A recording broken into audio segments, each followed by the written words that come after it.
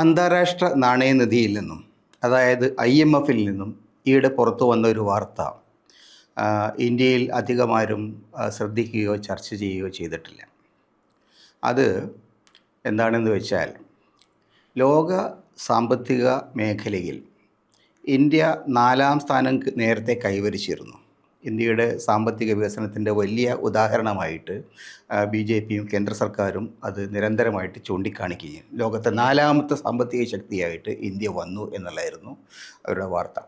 പക്ഷേ കഴിഞ്ഞ ദിവസം IMFൻ്റെ പുതിയ കണക്കുകൾ പ്രകാരം, പുതുക്കിയ കണക്കുകൾ പ്രകാരം ഇന്ത്യ 6-ാം സ്ഥാനത്തേക്ക് പോയി കഴിഞ്ഞു. നേരത്തെ ഇന്ത്യ ഇംഗ്ലണ്ടിനെ കടത്തി വെട്ടിക്കൊണ്ടാണ് 4-ാം സ്ഥാനത്തേക്ക് വന്നത്. പക്ഷേ ഇന്ത്യ ഇപ്പോൾ ഇംഗ്ലണ്ടിന് പിന്നിലേക്ക് പോയി. ഇന്ത്യയുടെ സ്ഥാനം ഇപ്പോൾ ലോകത്തെ 6-ാമത്തെ സാമ്പത്തിക ശക്തിയാണ് എന്നാണ് IMFൻ്റെ കണക്കുകൾ പറയുന്നത്. ഇതിൻ്റെ യഥാർത്ഥ പ്രശ്നം എന്തുകൊണ്ടാണ് ഇന്ത്യയുടെ സാമ്പത്തിക ശക്തി പെട്ടെന്ന് ഇടിയാനിടയാക്കിയത്, 4-ൽ നിന്ന് 6-ലേക്ക് തിരിച്ചു പോകാൻ ഇടയാക്കിയ സാഹചര്യങ്ങൾ എന്ത് എന്നുള്ളത് വളരെ പ്രധാനപ്പെട്ട ഒരു ചോദ്യമാണ്. അതിനുള്ള ഉത്തരം IMF നൽകുന്നത് ഇന്ത്യയുടെ റുപ്പിയും അമേരിക്കയുടെ ഡോളറും തമ്മിലുള്ള വിനിമയ നിരക്കിൽ സമീപകാലത്തുണ്ടായ വമ്പിച്ച ഇടിവാണ് ഇന്ത്യൻ സമ്പദ്ഘടനയെ ഈ നിലയിൽ താഴോട്ട് പോകാൻ ഇടയാക്കിയ ഘടകം എന്നാണ്. ഡോളറുമായിട്ട് താരതമ്യപ്പെടുത്തുന്ന സമയത്ത് സമീപ ദിവസങ്ങളിൽ, സമീപ ആഴ്ചകളിൽ, സമീപ മാസങ്ങളിൽ ഇന്ത്യൻ റുപ്പി വളരെ കൃത്യമായിട്ട് ഒരു വമ്പിച്ച തകർച്ചയാണ് നേരിട്ടത്. അതിൻ്റെ ഫലമായി ഇന്ത്യയുടെ ഡോളർ അനുസരിച്ചുള്ള ആഗോള വരുമാനം വലിയ തോതിൽ കുറഞ്ഞു. അങ്ങനെ കുറഞ്ഞപ്പോഴാണ് ഇന്ത്യയുടെ സമ്പദ്ഘടനയിൽ ഈ വലിയ തിരിച്ചടി ആഗോള രംഗത്ത് ഉണ്ടായിരിക്കുന്നത്. തീർച്ചയായും എന്തുകൊണ്ടാണ് അങ്ങനെ സംഭവിച്ചത് എന്ന ചോദ്യത്തിന് പ്രധാനപ്പെട്ട ഉത്തരം 21-ാം നൂറ്റാണ്ടിൽ അമേരിക്ക പ്രധാനമായിട്ട് ഉപയോഗിക്കുന്ന ആയുധങ്ങൾ, അണവായുധങ്ങളും മിസൈലുകൾക്കും പുറമെ അവരുടെ ഏറ്റവും പ്രധാനപ്പെട്ട ആയുധങ്ങൾ സാമ്പത്തിക നശീകരണ ആയുധങ്ങളാണ്. അതിൽപ്പെട്ടതാണ് വാണിജ്യ യുദ്ധങ്ങൾ, അതിൽപ്പെട്ടതാണ് വ്യാപാര വാണിജ്യ ഉപരോധങ്ങൾ. സാങ്ഷൻസ് എന്നാണ് ഇത് പറയുന്നത്. ഈ സാങ്ഷൻസ് എന്ന് പറയുന്നത് അമേരിക്കയുടെ നയങ്ങൾക്കനുസരിക്കാത്ത, അമേരിക്കയുടെ നിയന്ത്രണം അനുസരിക്കാതെ, അമേരിക്കയുടെ ഉത്തരവുകൾ അനുസരിക്കാത്ത രാജ്യങ്ങൾക്കെതിരായിട്ട് സാമ്പത്തിക ഉപരോധം ഏർപ്പെടുത്തുക എന്ന ഒരു രീതിയാണ് അവർ പ്രയോഗിക്കുന്നത്. തീർച്ചയായും ഇത് ഐക്യരാഷ്ട്രസഭയുടെ UN സെക്യൂരിറ്റി കൗൺസിൽ അടക്കമുള്ള പ്രസ്ഥാനങ്ങൾ ചെയ്യാറുണ്ട്, യൂറോപ്യൻ യൂണിയൻ ചെയ്യാറുണ്ട്. ഇവരൊക്കെ ചെയ്യാറുണ്ടെങ്കിൽ പോലും ഈ സാമ്പത്തിക ഉപരോധം ഏർപ്പെടുത്തുക എന്ന് പറയുന്നത് ഒരു ആയുധമായിട്ട്, മറ്റു രാജ്യങ്ങൾക്കെതിരായിട്ടുള്ള ഒരു ആയുധമായിട്ട് നിരന്തരമായിട്ട് ഉപയോഗിച്ചുകൊണ്ടിരിക്കുന്നത് അമേരിക്കയാണ്. പ്രത്യേകിച്ചും ട്രംപിൻ്റെ ഭരണത്തിന് ശേഷം ഇതൊരു വലിയ മാരകമായിട്ടുള്ള ആപത്തായിട്ട് ലോകരാജ്യങ്ങൾ കാണുന്നുണ്ട്. ഇതേക്കുറിച്ച് ഇന്ത്യയുടെ റിസർവ് ബാങ്കിൻ്റെ മുൻ ഗവർണർ ഉർജിത് പട്ടേൽ സമീപകാലത്ത് ഒരു പുസ്തകം തന്നെ എഴുതിയിട്ടുണ്ട്. ഈ സാങ്ഷൻസ് എന്ന് പറയുന്നത് എങ്ങനെയാണ് ഒരു ആയുധമായിട്ട് ചില രാജ്യങ്ങൾ ഉപയോഗിക്കുന്നത്, പ്രത്യേകിച്ച് അമേരിക്ക ഉപയോഗിക്കുന്നത് എന്നാണ് അദ്ദേഹം ആ പുസ്തകത്തിൽ പരിശോധിക്കുന്നത്. ഗ്രേറ്റ് സാങ്ഷൻസ് ഹാക്ക് എന്നാണ് ആ പുസ്തകത്തിൻ്റെ ദ ഗ്രേറ്റ് സാങ്ഷൻസ് ഹാക്ക്. അപ്പോൾ അതിൽ അദ്ദേഹം പറയുന്ന കണക്കുകൾ വളരെ പ്രധാനമാണ്. ഇന്ന് ലോകരാജ്യങ്ങൾക്കിടയിൽ അമേരിക്ക ഉപയോഗിക്കുന്ന സാങ്ഷൻസ്, അമേരിക്കയുടെ ഉപരോധം നേരിടുന്ന 23 രാജ്യങ്ങളുണ്ട് എന്നാണ് അദ്ദേഹം പറഞ്ഞത്. അതിൽ റഷ്യയുണ്ട്, അതുപോലെ തന്നെ ഇറാനുണ്ട്, മറ്റ് നിരവധി രാജ്യങ്ങളുണ്ട്, ചൈനയുണ്ട്, ഇന്ത്യ അടക്കമുള്ള രാജ്യങ്ങൾ. പല സന്ദർഭങ്ങളിലായിട്ട് ലോകത്തെ 23 രാജ്യങ്ങൾക്കെതിരായിട്ട് ഇപ്പോൾ നിലവിൽ അമേരിക്കയുടെ സാങ്ഷൻസ് ഉപരോധം നിലനിൽക്കുന്നുണ്ട്. അവർക്കെതിരായിട്ട് സാമ്പത്തികമായിട്ടുള്ള ഉപരോധം നടത്തുന്നത് വഴി അന്താരാഷ്ട്ര വേദികളിൽ നിന്ന് അവരെ പുറത്താക്കും. സ്വിഫ്റ്റ് പോലെയുള്ള അന്താരാഷ്ട്ര ധന വിനിമയത്തിനുള്ള ഏജൻസിയാണ് സ്വിഫ്റ്റ്, അതിൽ നിന്ന് ഒഴിവാക്കും. അങ്ങനെയുള്ള വളരെ കർശനമായിട്ടുള്ള നടപടികളെടുക്കും. അന്താരാഷ്ട്ര വിപണനത്തിനും വാണിജ്യത്തിനുമുള്ള സൗകര്യങ്ങളില്ലായ്മ ചെയ്യും. അവരിൽ നിന്ന് സാധനം വാങ്ങി കഴിഞ്ഞാൽ സാധനം വാങ്ങുന്ന രാജ്യങ്ങൾക്ക് സാങ്ഷൻ ഏർപ്പെടുത്തും. ഇങ്ങനെയുള്ള നിരവധി ഉപരോധ പ്രക്രിയകളാണുള്ളത്. ഉദാഹരണത്തിന് ഇറാനിൽ നിന്ന് എണ്ണ വാങ്ങിയാൽ ഇറാനിനും എതിരായിട്ട് മാത്രമല്ല, എണ്ണ വാങ്ങിയ രാജ്യം ഇന്ത്യയാണെങ്കിൽ ഇന്ത്യക്കെതിരായിട്ടും ഉപരോധം ഏർപ്പെടുത്തും. ഈ തരത്തിൽ വലിയ ഭീഷണിയാണ് അവർ ഉയർത്തുന്നത്. 23 രാജ്യങ്ങൾക്കെതിരായിട്ടുള്ള ഉപരോധം ഇന്ന് നിലനിൽക്കുന്നുണ്ട്. 21-ാം നൂറ്റാണ്ടിൽ, അതായത് കഴിഞ്ഞ 25 വർഷങ്ങൾക്കിടയിൽ അമേരിക്ക 365 തവണ വിവിധ രാജ്യങ്ങൾക്കെതിരായിട്ട് പലതരത്തിലുള്ള ഉപരോധങ്ങൾ, സാമ്പത്തിക ഉപരോധങ്ങൾ നടപ്പിലാക്കിയിട്ടുണ്ട്, പ്രഖ്യാപിച്ചിട്ടുണ്ട്, ഏർപ്പെടുത്തിയിട്ടുണ്ട് എന്നാണ് ഉർജിത് പട്ടേലിൻ്റെ കണക്കുകൾ പറയുന്നത്. അത് വളരെ ഗുരുതരമായിട്ടൊരു പ്രശ്നമാണ്. കാരണം 365 തവണ അമേരിക്ക അത് ഏർപ്പെടുത്തുമ്പോൾ മറ്റ് അതിനുശേഷമുള്ള രാജ്യങ്ങൾ മറ്റെന്തൊക്കെയാണ് ചെയ്യുന്നതെന്ന് ഇവർ ചോദിക്കണം. യൂറോപ്യൻ യൂണിയൻ അവരുടെ രാഷ്ട്രീയ നിലപാടുകളുടെ അടിസ്ഥാനത്തിൽ പല തരത്തിലുള്ള യൂറോപ്പിൻ്റെ നിയമങ്ങൾ പാലിക്കുന്നതിന് വേണ്ടിയിട്ടൊക്കെ തന്നെ സാങ്ഷൻസ് മറ്റ് രാജ്യങ്ങൾക്ക് നേരെ സാങ്ഷൻസ് പ്രയോഗിക്കാറുണ്ട്. തങ്ങളുടെ നിലപാടുകളോട് യോജിക്കാത്ത, തങ്ങളെ വെല്ലുവിളിക്കുന്ന രാജ്യങ്ങൾക്കെതിരായിട്ട് യൂറോപ്യൻ യൂണിയനും അത് പ്രയോഗിക്കുന്നുണ്ട്. പക്ഷേ അവർ 133 തവണ മാത്രമാണ് കഴിഞ്ഞ 25 വർഷത്തിനിടയിൽ സാങ്ഷൻസ് ഉപയോഗിച്ചിട്ടുള്ളത്. അത് യൂറോപ്യൻ യൂണിയൻ എന്ന് പറയുമ്പോൾ യഥാർത്ഥത്തിൽ ഇപ്പോൾ സമീപകാലം വരെ UK അതിൻ്റെ ഭാഗമായിരുന്നു. ഫ്രാൻസ്, ഇറ്റലി, ജർമ്മനി തുടങ്ങിയ വളരെ പ്രധാനപ്പെട്ട സാമ്പത്തിക ശക്തികൾ ആ ഭാഗമായിരിക്കുന്ന യൂറോപ്യൻ യൂണിയൻ 133 തവണയാണ് സാങ്ഷൻസ് പ്രയോഗിച്ചിരിക്കുന്നത്. പക്ഷേ ലോകത്ത് ആക്സിസ് ഓഫ് ഈവിൾ എന്നൊക്കെ പറഞ്ഞിട്ട് അമേരിക്കക്കാർ കളിയാക്കുന്ന, അമേരിക്കക്കാരുടെ വർഗ്ഗശത്രുക്കളായിരിക്കുന്ന ചൈനയോ റഷ്യയോ ഇറാനോ കൊറിയയോ അടക്കമുള്ള രാജ്യങ്ങൾ, ഈ രാജ്യങ്ങൾ മറ്റു രാജ്യങ്ങൾക്ക് നേരെ സാമ്പത്തികമായ ഉപരോധം അപൂർവമായ സന്ദർഭങ്ങളിൽ പ്രയോഗിക്കാറുണ്ട്. കഴിഞ്ഞ 25 വർഷങ്ങൾക്കിടയിൽ 12 തവണ മാത്രമാണ് ലോകത്തെ രണ്ടാമത്തെ സാമ്പത്തിക ശക്തിയായ ചൈനയടക്കം ഉള്ള രാജ്യങ്ങൾ, റഷ്യ, ഇന്ത്യ, കൊറിയ തുടങ്ങിയ ബ്രസീൽ തുടങ്ങിയ എല്ലാ രാജ്യങ്ങളും ചേർന്നിട്ട് 12 തവണ മാത്രമാണ് ഇത്തരത്തിലുള്ള സാങ്ഷൻസ് മറ്റു രാജ്യങ്ങൾക്കെതിരെ പ്രയോഗിച്ചിട്ടുള്ളത്.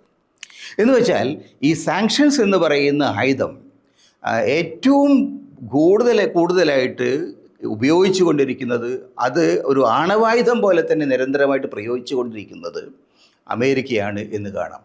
പല കാരണങ്ങളാൽ, രാഷ്ട്രീയമായ കാരണങ്ങളാൽ അവർ ചെയ്യാറുണ്ട്. അവരോട് വാണിജ്യപരമായിട്ടുള്ള തർക്കങ്ങളിൽ ഏർപ്പെടുന്ന രാജ്യങ്ങൾക്കെതിരായിട്ട് പ്രയോഗിക്കാറുണ്ട്. പിന്നെ സൈബർ ടെററിസം പോലെയുള്ള ആരോപണങ്ങൾ ഉന്നയിച്ചുകൊണ്ട് സൈബർ രംഗത്തുണ്ടാകുന്ന അറ്റാക്കുകൾ ഒക്കെ ഒരു രാജ്യത്തിൽ നിന്ന് മറ്റൊരു രാജ്യത്തിൻ്റെ സാമ്പത്തിക മേഖലയിൽ ആക്രമണം നടത്തുന്നതിന് സൈബർ ടെററിസത്തിന് നോൺ പ്രോലിഫറേഷൻ എന്ന് പറഞ്ഞാൽ ആണവായുധവും നിയന്ത്രണവുമായിട്ട് ബന്ധപ്പെട്ട കാര്യങ്ങളിൽ ചില രാജ്യങ്ങൾ നിയന്ത്രണങ്ങൾ പാലിക്കുന്ന, അന്താരാഷ്ട്ര നിയമങ്ങൾ പാലിക്കുന്നില്ല എന്ന് ആരോപിച്ചുകൊണ്ട് ഇറാനെ പോലെ രാജ്യങ്ങൾ അത്തരത്തിലുള്ള നോൺ പ്രോലിഫറേഷൻ്റെ പേരിൽ സാങ്ഷൻസ് നേരിട്ടിട്ടുണ്ട്. അതേപോലെ തന്നെ ഫൈനാൻഷ്യൽ ഇറഗുലാരിറ്റി, സാമ്പത്തികമായ തട്ടിപ്പുകൾ, സാമ്പത്തികമായിട്ടുള്ള തെറ്റായിട്ടുള്ള പ്രവണതകൾ, അന്താരാഷ്ട്ര നിയമങ്ങളെ ലംഘിക്കൽ, ഇങ്ങനെ നിരവധി കാരണങ്ങൾ പറഞ്ഞുകൊണ്ട് ഫോറിൻ ഇൻ്റർഫിയറൻസ്, വിദേശ കാര്യങ്ങളിൽ ഇടപെടുന്നു, അന്താരാഷ്ട്ര ബന്ധങ്ങളിൽ പ്രശ്നമുണ്ടാക്കുന്നു, ഇങ്ങനെയുള്ള പല കാരണങ്ങൾ പറഞ്ഞുകൊണ്ടാണ് യഥാർത്ഥത്തിൽ ഓരോ രാജ്യത്തിനെതിരായിട്ടും ഈ തരത്തിലുള്ള സാങ്ഷൻസ് പ്രയോഗിക്കുന്നത്. ഈ സാങ്ഷൻസ് പ്രയോഗിക്കുന്ന മറ്റൊരു ഏജൻസി എന്ന് പറയുന്നത് ഐക്യരാഷ്ട്രസഭയുടെ സെക്യൂരിറ്റി കൗൺസിലാണ്. രക്ഷാസമിതി ചർച്ച ചെയ്തിട്ട് ഏതെങ്കിലും ഒരു രാജ്യം തെറ്റ് ചെയ്തതായിട്ട് കണ്ടെത്തി കഴിഞ്ഞാൽ അവർക്കെതിരായിട്ട് പ്രയോഗിക്കുന്ന ആയുധങ്ങളിലൊന്നാണ് ഈ സാങ്ഷൻ, സാമ്പത്തിക ഉപരോധം എന്ന് പറയുന്നത്. പക്ഷേ ഐക്യരാഷ്ട്രസമിതിയുടെ രക്ഷാസമിതി പോലും 20 വർഷങ്ങൾക്കിടയിൽ അവർ 15 തവണ മാത്രമാണ് ഇങ്ങനെ ഇത് ഉപയോഗിച്ചിരിക്കുന്നത്. അതായത് ഈ കണക്കുകളെല്ലാം നോക്കിയാൽ നമുക്ക് കാണാൻ കഴിയുന്നൊരു കാര്യം, അമേരിക്കയുടെ സാമ്പത്തിക എതിരാളികൾക്കെതിരായിട്ട് ആയുധത്തിന് പുറമെ ഏറ്റവും കൂടുതലായിട്ട് ഉപയോഗിച്ചു കൊണ്ടിരിക്കുന്നതാണ് ഈ വാണിജ്യ ഉപരോധം, സാമ്പത്തിക ഉപരോധം എന്നത്. ലോക രാജ്യങ്ങളുടെ പൊതുവായിട്ടുള്ള സമ്പത്താണ് യഥാർത്ഥത്തിൽ ഈ ആഗോള സമ്പദ്ഘടന എന്ന് പറയുന്നത്. ഈ ആഗോള സമ്പദ്ഘടനയുടെ ഭാഗമായിട്ടുള്ളതാണ് ആഗോള ഏജൻസികൾ, WTA പോലെ സംഗതികൾ, സ്വിഫ്റ്റ് പോലുള്ള സംവിധാനങ്ങൾ, അതായത് ഒരു രാജ്യത്തു നിന്ന് മറ്റൊരു രാജ്യത്തേക്ക് പണം കൈമാറാനുള്ള ഏറ്റവും എളുപ്പത്തിലുള്ള സംവിധാനത്തിനെയാണ് സ്വിഫ്റ്റ് എന്ന് പറയുന്നത്. അത്തരത്തിലുള്ള അന്താരാഷ്ട്ര സംവിധാനങ്ങളിൽ നിന്ന് മാറ്റി നിർത്തുക, വാണിജ്യ രംഗത്ത് ഒരു വിവിധ രാജ്യങ്ങൾക്കിടയിലുള്ള കച്ചവടത്തെ ബ്രേക്ക് ചെയ്യുക, ഉപരോധം ഏർപ്പെടുത്തുക, ആളുകളുടെ കപ്പലുകളെ ഇപ്പോൾ ഇറാൻ്റെ കപ്പലുകളെ ഭീഷണിപ്പെടുത്തി നിർത്തുന്ന മാതിരിയുള്ള ഉപരോധങ്ങൾ ഏർപ്പെടുത്തുക, ഇങ്ങനെയുള്ള പലതരത്തിലുള്ള പ്രവർത്തനങ്ങളാണ് ചെയ്യുന്നത്. അപ്പോൾ ഇതിൽ ധാരാളം പലതവണ ഇന്ത്യ അമേരിക്കയുടെ ഇത്തരത്തിലുള്ള ഉപരോധത്തിന് വിധേയമായിട്ടുണ്ട്. സമീപകാലത്ത് തന്നെ ഉക്രൈൻ യുദ്ധം വന്ന സമയത്ത് യുക്രൈൻ യുദ്ധത്തിൽ ഇന്ത്യ ഒരു പങ്കാളിയല്ല, ഇന്ത്യയുമായിട്ട് അതിന് യാതൊരു ബന്ധവുമില്ല. പക്ഷേ ഉക്രൈൻ യുദ്ധത്തിൽ ഒരു ഭാഗത്ത് റഷ്യയും മറുഭാഗത്ത് ഉക്രൈനുമായപ്പോൾ തുടക്കത്തിൽ റഷ്യ അവരുടെ അവരുടെ ആയുധങ്ങൾ സംഭരിച്ചതും യുദ്ധാവശ്യത്തിന് പണം സമ്പാദിച്ചതും അവരുടെ എണ്ണ വ്യാപകമായി കയറ്റുമതി ചെയ്തുകൊണ്ടാണ്. അവരുടെ എണ്ണ വിൽപ്പന വഴിയാണ് യുദ്ധത്തിനുള്ള പണം റഷ്യ സംഭരിച്ചു കൊണ്ടിരുന്നത്.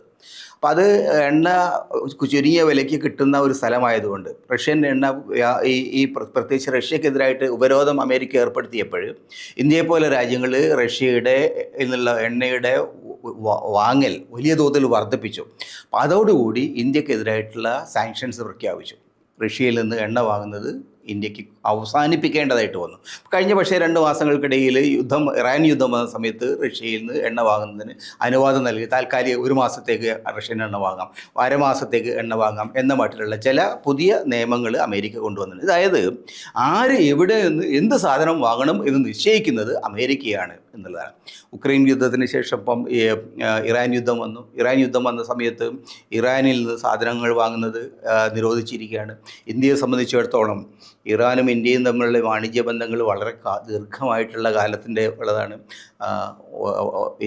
ഇറാൻ മാത്രമല്ല, ആ പ്രദേശത്തു നിന്നുള്ള ഖത്തർ, സൗദി തുടങ്ങിയ രാജ്യങ്ങളിൽ നിന്നാണ് ഇന്ത്യക്ക് പെട്രോളിയവും പ്രകൃതിവാതകവും അടക്കമുള്ള സംഗതികൾ ലഭിക്കുന്നത്. ഇതെല്ലാം ഇപ്പോൾ ബ്ലോക്ക് ചെയ്യപ്പെട്ടിരിക്കുകയാണ്. ഇറാനുമായിട്ടുള്ള ഒരിടപാടും പറ്റില്ലെന്ന് മാത്രമല്ല, ഇറാൻ വഴി ഇറാനിലെ ചബഹർ തുറമുഖത്തിൻ്റെ വികസനത്തിൽ ഇന്ത്യ നടത്തിക്കൊണ്ടിരുന്ന താല്പര്യം, കാരണം പുതിയൊരു വാണിജ്യ ഏരിയ ഡെവലപ്പ് ചെയ്യാൻ അത് സഹായിക്കും. ചബഹർ തുറമുഖം വഴി പിന്നെ സാധനങ്ങൾ കയറ്റുമതി ചെയ്യാനും ഇറക്കുമതി ചെയ്യാനും കഴിയുമ്പോൾ പലതരത്തിലുള്ള സൗകര്യങ്ങളും ഇന്ത്യയെപ്പോലെ രാജ്യങ്ങൾക്ക് ലഭിക്കും. പുതിയൊരു വാണിജ്യ ഇടനാഴി ഉണ്ടാക്കിയെടുക്കലാണ് ഈ ചബഹർ തുറമുഖത്തിന് വഴി സംഭവിക്കുന്നത്. പക്ഷേ അത് ബ്ലോക്ക് ചെയ്തിരിക്കുകയാണ്. അപ്പം അങ്ങനെ ഇന്ത്യയുടെ സാമ്പത്തിക മേഖലയിൽ സമീപകാലത്ത് അമേരിക്ക നടത്തിയ കടുത്ത ഇടപെടലുകൾ, അതേപോലെ തന്നെ ഡോളറിൻ്റെ ഈ വമ്പിച്ച ഡോളറുമായിട്ടുള്ള ഇന്ത്യയുടെ രൂപയുടെ കൈമാറ്റ നിരക്കിലുണ്ടായിട്ടുള്ള വമ്പിച്ച തകർച്ച, ഇതെല്ലാം ഇപ്പോൾ ഇന്ത്യയെ എങ്ങനെ ബാധിച്ചു എന്നതിൻ്റെ ഏറ്റവും കൃത്യമായിട്ടുള്ള തെളിവായിട്ടാണ് ആഗോള രംഗത്ത്, ആഗോള സമ്പദ്ഘടനയുടെ രംഗത്ത് ഇന്ത്യ 4ാം സ്ഥാനത്ത് താഴോട്ട് പോയിരിക്കുന്നത്.